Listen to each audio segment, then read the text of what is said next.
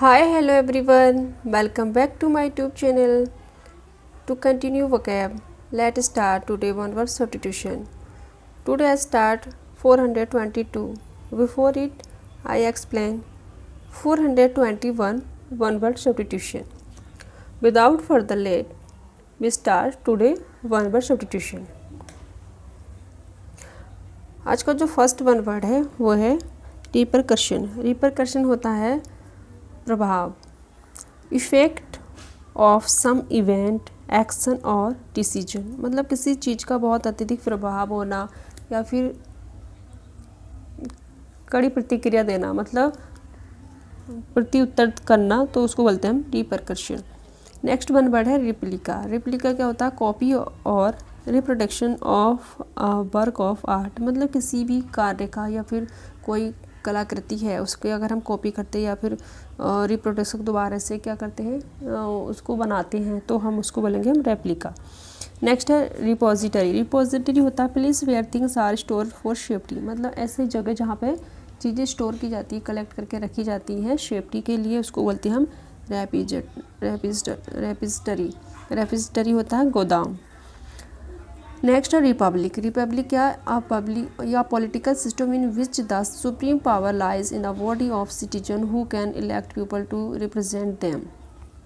मतलब जहाँ पे सुप्रीम जो पावर होती है, क्या वहाँ के लोग मतलब अपनी पसंद के अनुसार क्या कर सकते हैं. पॉलिटिकल सिस्टम एक राजनीतिक व्यवस्था होती है जिसमें सुप्रीम पावर के हाथ में क्या होता है, उसके सिटीजन जो नागरिक होते हैं इलेक्ट करते हैं, उसको चुनते हैं अपनी देश के लिए, और उसके अकॉर्डिंग ही वहाँ पे रेगुलेशन रूल्स को फॉलो किया जाता है. तो रिपब्लिक होता है गणतंत्र. गणतंत्र मतलब किसी भी देश में उसके लोगों द्वारा ही और उसके साथ उसकी मतलब सरकार को चलाया जाता है. नेक्स्ट रिक्यूम. रिक्यूम होता है शांति यज्ञ, प्रेयर फॉर द डेड. मतलब जब कोई व्यक्ति डेड हो जाता है, उसके मरने के बाद जो शांति के लिए यज्ञ किया जाता है उसको बोलते हैं हम रिक्यूम. रिक्यूम हो गया शांति यज्ञ. नेक्स्ट वन वर्ड है रेस्टिट्यूशन. रेस्टिट्यूशन होता है रिटर्न ऑफ ऑब्जेक्ट स्टोलन और लॉस्ट.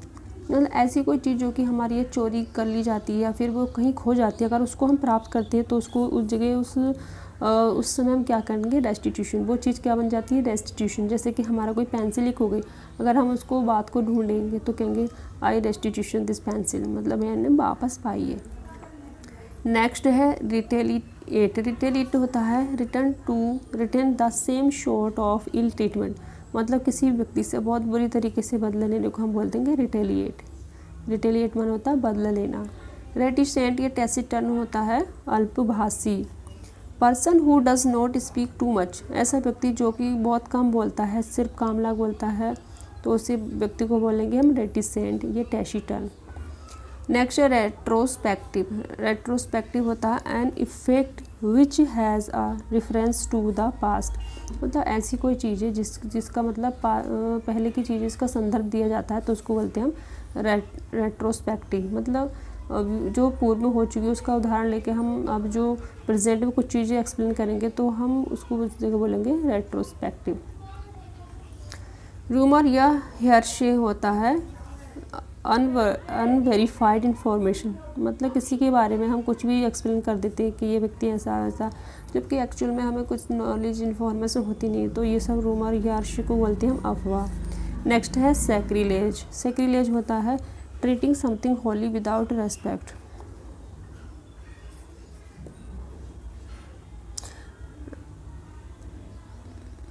मतलब किसी भी पवित्र चीज़ का हमें बुरी तरीके से ट्रीट करना और उसका असम्मान करने को हम बोलेंगे सैक्रिलेज. मतलब उसकी पवित्रता भंग करना. नेक्स्ट जो वन वर्ड है वो है सार्काज्म. सार्काज्म होता है बीटर एंड आयरोनिकल रिमार्क. मतलब किसी व्यक्ति के ऊपर हम बहुत बुरी तरीके से कटाक्ष या ऐसे ताना मारते हैं, कुछ बातें कहते हैं जो कि उसके फेवर में नहीं होती, और वो इस तरह से बोलते हैं कि उसको बहुत ही ज़्यादा पैनिक फील होता है, तो हम बोलते हैं सार्काज्म. मतलब ताना देना किसी भी चीज़ में कि तुमसे ये काम नहीं हो सकता, तुम पढ़ नहीं सकते, ये है वो है. इस तरह से जब हम किसी व्यक्ति के बारे में बोलते हैं तो वहाँ पे ये सार्काज्म वर्ड का यूज किया जाता है. सार्काज्म होता है ताना देना. Bitter and ironical remark. Next word है सेवेज। सेवेज होता है जंगली, वायलेंट एंड अनसिविलाइज्ड, मतलब ऐसा व्यक्ति जो कि अनसिविलाइज्ड है, मतलब वो सभ्य नहीं है और बहुत बुरी तरीके से व्यवहार करता है, उसको बोलेंगे सेवेज। नेक्स्ट वन वर्ड है स्केप गोट। स्केप गोट होता है one who is blamed for the mistakes of others, मतलब ऐसा व्यक्ति जो कि किसी दूसरे व्यक्ति ने गलती की है लेकिन और ब्लेम उस पर डाल जाए कि तुमने किया ये सब, ये है वो है। तो मतलब अगर हम ऐसा हमारा कोई सर्कल है जहाँ पे किसी व्यक्ति का फ्रेंड सर्कल होता है कि उसमें कुछ व्यक्ति तो बहुत भोले वाले होते हैं, कुछ बहुत ही ज़्यादा चालाक होते हैं, लेकिन कोई चालाक व्यक्ति गलती करता है लेकिन उसमें उसको ब्लेम किसे कर दिया जाता है जो बहुत ही सीधा साधा भोला भाला होगा। तो इस समय वो व्यक्ति क्या बन गया, बलि का बकरा बन गया। तो स्केप गोट हो गया बलि का बकरा बनना। One who is blamed for the mistake of others. Septic होता है संदेह, स्केप्टिक्स होता है संदेह। वन हु इज़ डाउटफुल, मतलब ऐसा व्यक्ति जो कि डाउटफुल है उसको बोल देंगे स्केप्टिक्स, संदेह। स्क्रीच होता है चीखना, cry out in shrill voice, मतलब कोई व्यक्ति जब बहुत बुरी तरीके से चीखता है तो उसको बोलेंगे हम स्क्रीच। नेक्स्ट है स्क्रीमेज होता है कंफ्यूज, स्ट्रगल और फाइट, मतलब स्ट्रगल और फाइट करने में जब कंफ्यूजिंग होती है तो उस जगह बोलेंगे हम स्क्रीमेज, मतलब खींचातानी।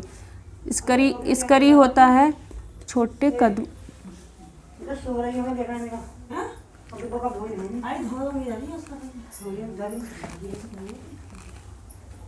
स्क्रीमेज होता है कंफ्यूज, स्ट्रगल और फाइट, खींचातानी।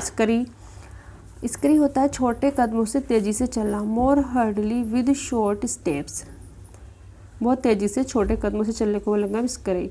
सेडिशन होता है एक्ट और speech for inciting the public against the government. Sedition होगा राजसत्ता के विरुद्ध आंदोलन करने को हम बोलेंगे सेडिशन। सेनिलिटी होता है जीर्णावस्था, extreme old age when a man behaves like a fool. Senility क्या होता है, जीर्णावस्था।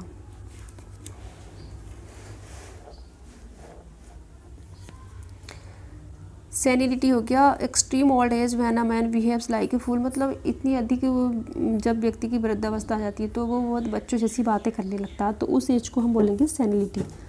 सिएस्टा होता है पीरियड ऑफ रेस्ट और स्लीप आफ्टर लंच, मतलब दोपहर के जब खाना खाने के बाद हम जब रेस्ट करते हैं ना तो उसको बोलते हैं हम सेस्टा, दोपहर का आराम, पीरियड ऑफ रेस्ट और स्लीप आफ्टर लंच। सिमिल्टेनियस होता है साथ साथ, occurring at the same time. Simultaneous मतलब दो चीज़ें एक साथ चल रही है, हो रही है, तो उसको बोलेंगे हम simultaneous. Simultaneous occurring at the same time, साथ साथ। साइनिक्योर होता है an office for which high salary is paid for little or no work or responsibility, मतलब ऐसी जगह या ऑफिस जहाँ पे हमें बहुत ही कम या फिर नहीं भी करें तो भी हमें अच्छी हाई सैलरी प्रोवाइड की जाती है, तो ऐसे जो काम को बोलेंगे हम एज साइनिक्योर। तो ऐसी जॉब को बोलेंगे हम साइनिक्योर। साइनिक्योर होता है जहाँ कम काम में ज़्यादा ही पैसे मिले। स्मदर होता है kill by suffocation, especially by covering the face with something, मतलब किसी व्यक्ति का किस तरह से उसका फेस कवर करके उसके दम घोटने को हम बोलेंगे स्मदर, दम घोटना। नेक्स्ट है सोजर्न। सोजर्न होता है stay for a short time, थोड़ी देर के रुकने के लिए हम बोलेंगे सोजर्न। नेक्स्ट वन है सोलिलोकी। सोलिलोकी क्या होता है स्पीकिंग अलाउड वाइल अलोन, मतलब कोई व्यक्ति जब अकेला होता है और खुद से ही बातें करता है, बहुत चीख चीख के बोलता है, और जब वो इस तरह से बोलता है तो उसको बोलते हैं हम सोलिलोकी, सुम एकांत में बातें करना स्वयं से। सोमनोबिलिस्ट होता है one who walks in sleep, ऐसा व्यक्ति जो नींद में चलता है उसको बोलते हैं हम सोमनबिलिस्ट। सोमनबिलिस्ट होता है नींद में चलने वाला। सोमनोलोक्विस्ट होता है one who talks in sleep, मतलब ऐसा व्यक्ति जो नींद में बातें करता है उसको बोलेंगे सोमनोलोक्विस्ट, और जो नींद में चलेगा उसको बोलेंगे सोमनोबिलिस्ट। सोलिलोकी स्वयं से एकांत में बातें करने वाला। नेक्स्ट वन वर्ड है सोनोरस। सोनोरस होता है having a deep and pleasant sound, मतलब एक अच्छी और गहरी आवाज़ को जो सुनने में हमें बहुत अच्छी लगती है उसको बोलेंगे हम सोनोरस। और सोनोरस से तो सिंपल वर्ड है, साए वो क्या कहते हैं, इसके वर्ड से याद हो जाएगा ना, सोनोरस मतलब सुरीला रस, इस तरह से। सोरोसाइड होता है killing of one's own sister, अपनी बहन की हत्या करने को बोलते हैं सोरोसाइड। और आज हमने कितने वन वर्ड सब्स्टिट्यूशन पढ़ ली, 451।